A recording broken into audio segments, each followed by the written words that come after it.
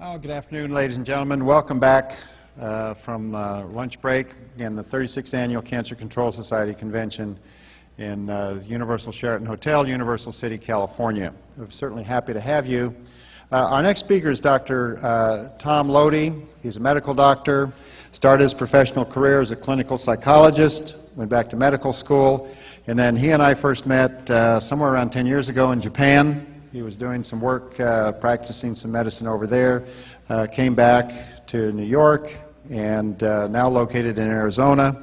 And very happy to have him, and he's talking about healing cancer from the inside out. Dr. Lodi, thank you very much for being here. Thank you. I'm always struck when I walk around conventions such as this and even in shopping malls. And what I see is that there seems to be an adoration for the inventiveness and intelligence and arrogance of man, of humanity. And it's as if humanity is at war against nature. And so you see such essays as Man versus Nature. But the strange thing is, if all of us were to simultaneously step off the Empire State Building, we would each fall at 32 feet per second squared, and we would hit the ground at the same time at a very predictable velocity because we are subject to natural laws, because we are nature. Okay, so here we are looking for ways to improve it, to change it, and it won't work. It doesn't work. It has never worked. If you cut your hand real deeply, and you go to the surgeon, the most the surgeon can do is approximate the edges, bring it together. You have to heal it. The surgeon doesn't heal it. So when I hear someone say, he was a fantastic surgeon, look at my scar. He healed you? Is that not arrogant? Okay, so we need to be very careful. We need to understand where we are. What gets in our way is our minds. And we always, now if you look around, you're going to find there are many, many gimmicks. Some people may have read a book years ago. It was written, I think it was first published in 1909 by Dr. Tilden, called Toxemia Explained. And in there, I'm going to paraphrase, but in there he says, man has always been looking for a savior, and when not looking for a savior, he's looking for a cure. He's always looking to get something for nothing. Okay. And rather than begging, borrowing, stealing, or trying to purchase a cure, wouldn't it make more sense to stop building disease? Anyway, that's what I would like, that's kind of the theme of what I would like to talk about, is what Dr. Tilden talked about and Hippocrates talked about. And we all have seemed to have forgotten about it. And we all got, here's the cure. There is no the cure. Okay? Disease is because of the violation of natural laws. I mean, the diseases that we have. So, in our clinic in Arizona, we use many modalities. We use insulin potentiation therapy. I know you heard a great lecture on that. We use gene therapy. We use immunotherapy. We have the cancer tested in Korea by a oncologist, geneticist. He's able to do a genetic fingerprint of the cancer. It works very well, and we infuse the genes that seem to be out of balance, like P53, etc., like that. I mean, amazing things. We can get rid of malignant ascites within 7 days by injecting it through, a peritoneal catheter. So there's all kinds of really neat tricks that we have. We also use high-dose vitamin C. We use ozone peroxide, and we use colloidal silver quite often. We use it when people are neutropenic instead of antibiotics. Silver has been around and is part of nature. It's being born with a silver spoon in your mouth had nothing to do with wealth, but rather health. Okay? So anyway, we have lots of things that we use. And when I look at people, I have two people walk in the door, and both of them have stage 3 breast cancer. One of them embraces the lifestyle changes. The other one doesn't. Guess who's still around in 2 years? So it doesn't matter how good anyone is at getting rid of cancer. If you don't stop making it, it's irrelevant. And if we have the audacity to use the word doctor before our names, then we should be teaching. Okay, so if we're teaching, what are we going to teach people? We're going to teach them how to stop building disease. That's what our real roles should be if we're doctors. Otherwise, we have to call ourselves what? Physicians. And open up treatment facilities where people come in and they say, hey doc, here's my disease, fix it, I'll be back in a month. That doesn't work, does it? Because the very premise is false. Okay, but every doctor that says okay to that has just entered into a false contract, which is actually mercenary. Because in their heart of hearts, they know that they're not doing what they should do, and what they should do is teach how to stop building disease. But the only way you can teach it is if you know it, and the only way you can know it is if you live it. And the only way you can live it is if you had learned it. So, and guess what? It is so complex, no one will ever figure it out. And you don't have to. Do you think I have to explain this to a dog? Do I have to explain this to a cat? To an elephant? No. Instinctively they know. Animals are plugged into the wisdom of nature through a mechanism known as instinct, which we've had forcibly removed from us at the age of 2 days. Right? The first thing we learn is no, stop, don't, do this, change, stay in here, don't, stay away from that life form, stay away from that life form. So what happens is that we start symbolizing the world in our minds, and it's called culture, enculturation. And if you're Chinese, you think you've got the best one, and if you're Italian, you think you have the best one. And the truth is they're all abominations, because they all take you away from nature. Why is that an abomination? Because we are nature. And that's the beginning of the lie that leads us down this path where here we are looking for cures. So is it not better to stop building disease? Of course it is. Does anything else work? No. George Burns smoked cigars until the age of 100. Should I recommend it? Because people will always say, yeah, but my uncle did this. My grandfather did this. That's a testament to nature, to God. In spite of everything they did, they still made it to 100. Imagine if we didn't. Imagine if we lived according to the laws of nature. Now, did you ever wonder why it is that we have, if you go to medical school, you have to memorize books that are 8 inches thick? We're trying to figure out all the reasons that we die and get sick. And wild animals who have no intercourse with humans, no interface with humans, die from less than 10 diseases. Why is it? Why is it that 200, 300, 500 animals can drink out of, in the forest can drink out of the same watering hole and not get sick, and here we are sterilizing our water and drinking it out of bottles, and we're all getting sick? Did you ever wonder why that is? 1 out of 2 men in a lifetime, 1 out of 2.8 women will get cancer in a lifetime. Every 25 seconds, one of us dies of heart disease. This doesn't happen in nature.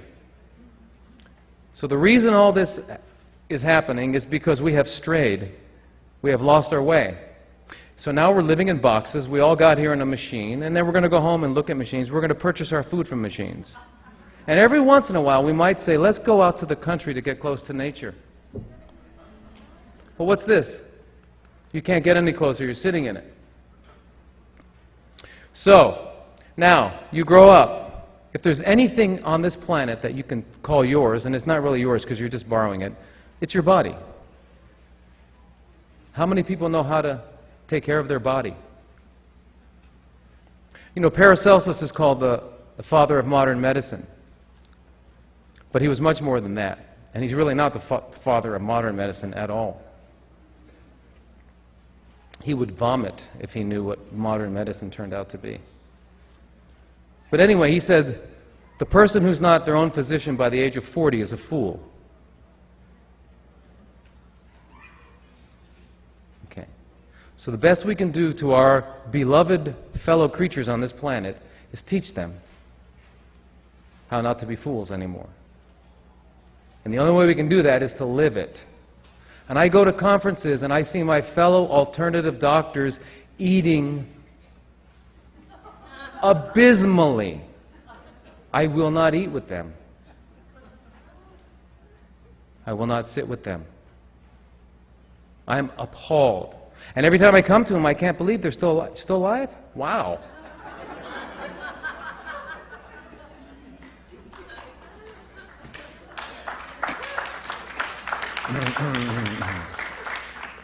So, anyway, I know I don't have long here to talk, but what I wanted to remind you all is that there's a really good, important book you might want to read called The China Study by T. Colin Campbell. It sort of ends the debate on those who still think there's a debate. Please read it. Okay, but T. Colin Campbell, Dr. Campbell, he's a PhD professor emeritus from Cornell University, and it's based on 25, 30 years of NIH-granted research. Cornell, Oxford University, and then a Chinese university. But that's one of many. And anyway, once the light goes on and you realize that we're part of nature, you'll realize all this makes sense. If I were to give you the talk I give each patient, at the end of the talk you would say, I already knew all that. Of course we already know that. We know the truth. We're at home with the truth. When you learned how to count to 10 and then someone said, by the way, 1 + 1 is 2, you went, of course, yeah, of course. You know, but if someone's up here pointing and they've got all kinds of explanations and you're scratching your head, it's not true. The truth is simple. It's simple. And so complex, we'll never understand it. Now, I lived in Hawaii for 15 years. I've been to the Himalayas, through the forests. I've been to Costa Rica. I've been to Vanuatu. Where else? Many jungles around the world. I've never seen supplement trees or vitamin trees anywhere. Anywhere. There are no lycopene trees, but there are tomatoes. And the tomatoes are, not only is there lycopene, but there's beta-carotene, there's fiber, there's vitamin C, and there's minerals. And they're all woven together in the most incredibly divine way that we'll never, ever, ever figure it out. And guess what? You don't need to. Just eat it. One other thing that's very important in this is to understand what is nature's cure? What do all animals do when they're sick? They stop eating. They stop eating. They might, you know, and remember, all animals who are plugged into nature through instinct are all herbalists. So they'll go and they'll eat the right herb that's not part of their diet to either vomit or get diarrhea, and then they'll lie down and heal. Healing comes from within. Fasting. There's not one spiritual leader that didn't fast. Okay, and anyone who has gotten any bit of health must have fasted. And so, anyway, what I'd like to say is, I have 9 minutes left, is that what that is? Right? Okay. What I'd like to say is, let's try to figure out where we fit in nature, okay? Because unlike dogs, we can't we have to try and think about it. Okay, where we fit in nature is simply that we are mammals, and mammals have 4 qualities which distinguish them from non-mammals.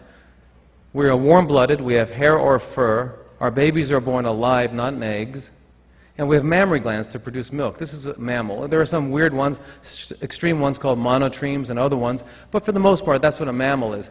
And there are 2 basic mammals, 2 groups of mammals.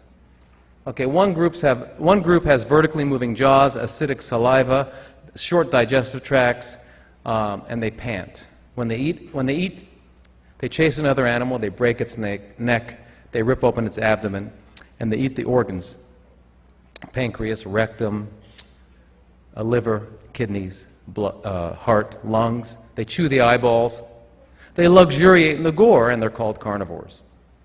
If I handed anyone in this room a chicken, you would not rip its head off and eat it alive, and neither would your grandparents or their grandparents or their grandparents or their grandparents, because we simply are not carnivores.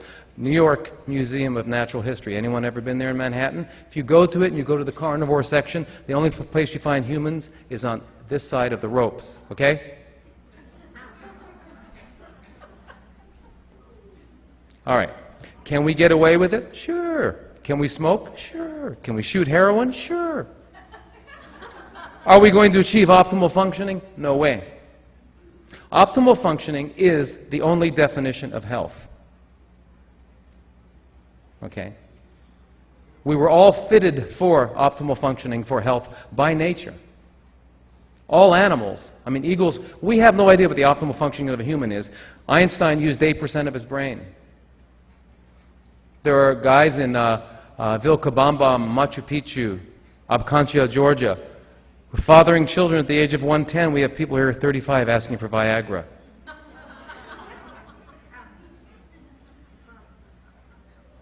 Okay, so we have no idea what optimal functioning of a human is, but we're far from it.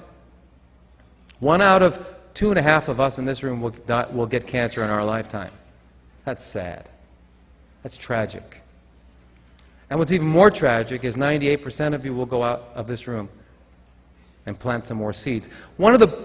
Anyway, so there's that group of mammals, and there's, okay, now those carnivores, there's something akin to a carnivore. It's a cousin. It's called a scavenger. These are hyenas and jackals. They like to eat corpses, much like you and I. Right?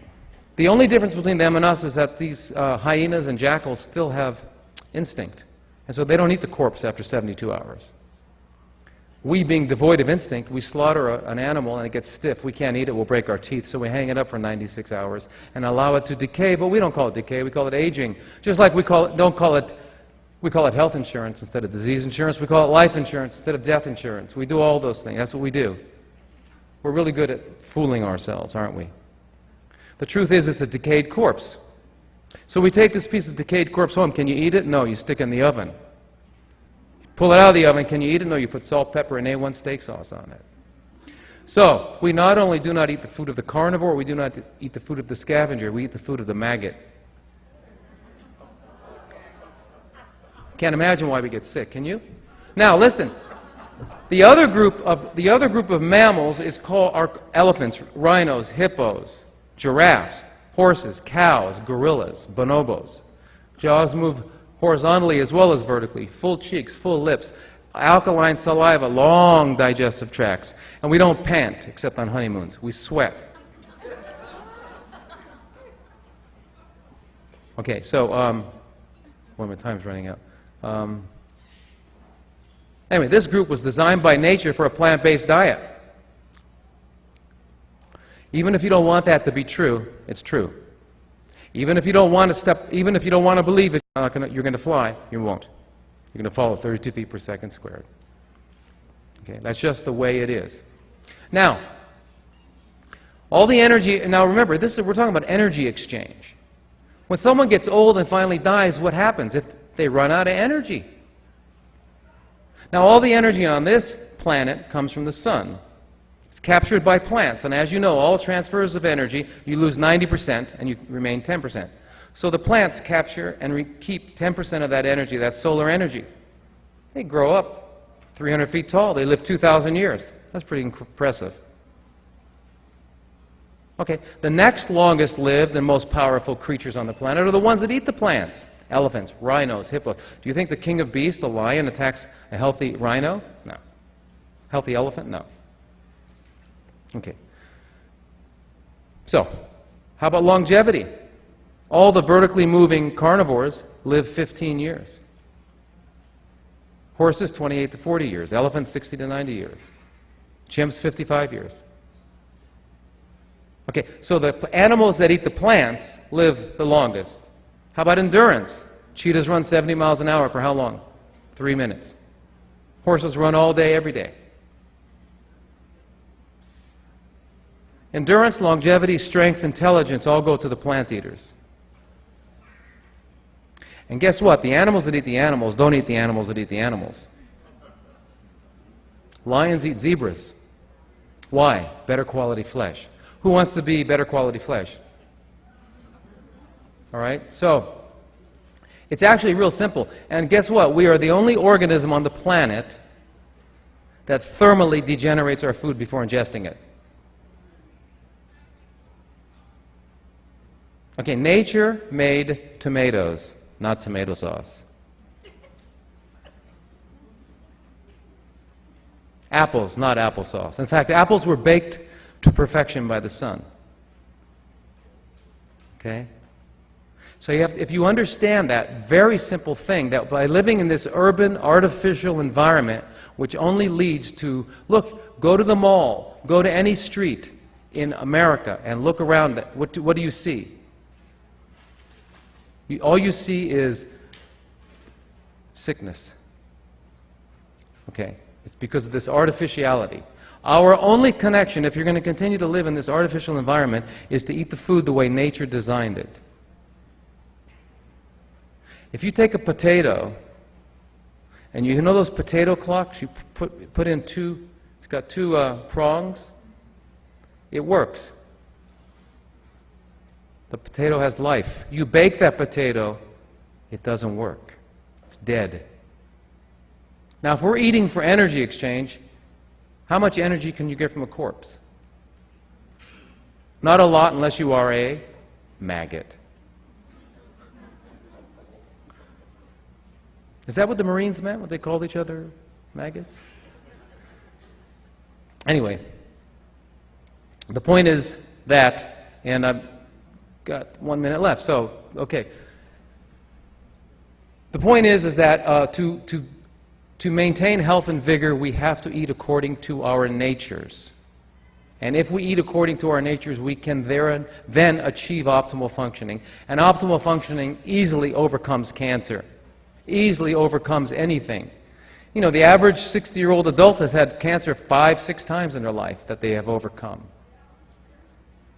Okay, they didn't know it. Okay. So cancer is not a big deal. Diabetes is just an eating disorder. Diabetes type 2, I mean, is an eating disorder. How do I know? Because I've had people who were scheduled for amputation on insulin have normal blood sugars within a week. There's a movie that just came out. It used to be called Raw for 30 Days. I don't know what it is. It was done down in Patagonia, Arizona, where they took diabetics from around the country, put them on raw, vegan diets, and it went away. But don't you need protein? I don't know. Next time you're at the zoo, I want you to tap an elephant on the shoulder and say, "Excuse me, ma'am, where'd you get your protein?" Or if you see any horses, ask them where they got their protein. How'd they get so strong? Okay. Do you need a middleman? No. Okay. So the truth is we don't need... How much protein do we have? Do we need? Well, let's go back to when we were babies. When we were babies, we were helpless, but our bodies had to double and triple. Even adolescents don't double and triple. You don't go from 4 feet to 8 feet. But babies double and triple. How do they do that? With milk. Okay, mammals are born helpless. They need milk. Okay? So carnivores have 29-30% protein in their milk. Horses 23%, cows 15%, chimps 7 to 8%, we have 3 to 5%.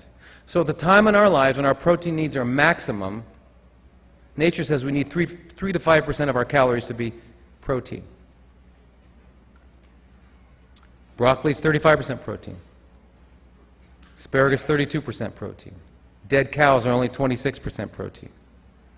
Potatoes are 8% protein. How many doctors have ever admitted anybody with a disease called Kwashiorkor's disease or marasmus in this country? Those are diseases of protein malnourishment. You cannot get it in this country unless you're eating only Twinkies. But no, that happens. So perhaps maybe even Twinkies you can't do it. The point is we are either the most highly evolved or the pinnacle of creation. We don't need a lot of amino acids. Anyway, my time is up, isn't it? Okay. So anyway, I could go on because the beauty is you know all this stuff. And I just want you to realize that the cure comes from within. It never comes from without. You cannot buy a cure, but you can earn your health. Thank you.